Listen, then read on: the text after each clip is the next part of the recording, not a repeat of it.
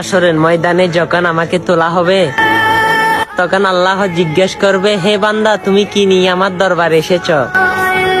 তখন আমি আমার আল্লাহকে বলবো, হে আল্লাহ, আমি কিছু আমল নিয়ে আপনার দরবার আসতে পারি নাই, কিন্তু এর আমলের চেয়ে বড় একটা আমল হচ্ছে আমি হযরত মুহাম্মদ সাল্লাল্লাহু আলাইহি সাল্লামের উম্মত ছিলাম। সে নবীকে দুনিয়া থাকতে হযরত আসওয়াতের মতো ভালোবাসতে পারি নাই, হযরত ওয়াইস করণীর মতো আশেক হতে পারি নাই, হযরত হানজালার মতো জীবন দিতে পারি নাই, হযরত জুবাইর আনসারীর মতো এমন কষ্ট করে সে রসুলের বাণীগুলো মানুষের কাছে তুলে ধরতে পারি নাই। কিন্তু একটাই আমল ছিল, তার উম্মত হয়ে আমি দুনিয়াতে এসেছিলাম, সে উম্মত হয়ে আজকে হাসরের ময়দানে আমি দাঁড়িয়েছিলাম। তখন আমার প্রভু আমার রসুলের দিকে তাকাইবে, আমার রসুল বলবে, হে প্রভু, এটাই হচ্ছে আমার উম্মত, দেখেন কত মুহাব্বত, আজকে কত গর্ব অনুসারে বলতেছে সেই আমার উম্মত। ইয়া প্রভু, আজকের দিনে আপনি তাকে মাফ করে দেন না।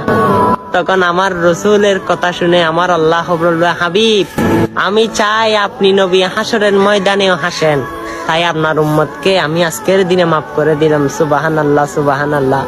অবশ্যই জানি না সে সৌভাগ্য হয় কিনা, অবশ্যই সে রসুলের কিছুই না পারেন, শূন্যস্তা ধরে রাখেন, সে রসুল দেখবেন, এই কাহিনীটাও দেখবেন আপনার সাথে ঘুরে যাবে, সেই কাহিনীটাও আপনার সামনে উপস্থাপন হবে। আমার রসুলকে দেখে দেখে আপনি দেখবেন জান্নাতের ফেরদৌসে ঢুকতে পারবেন। অবশ্যই কাহিনীটা ভালো লেগে থাকলে ভিডিওটা সকল মুসলমানের কাছে কষ্ট না হলে শেয়ার করে দেন, আর যদি বেশি মনে না চাই ভিডিওটা এড়িয়ে যাবেন। আল্লাহ সবাইকে হেদায়েত দান করুক, আমিন।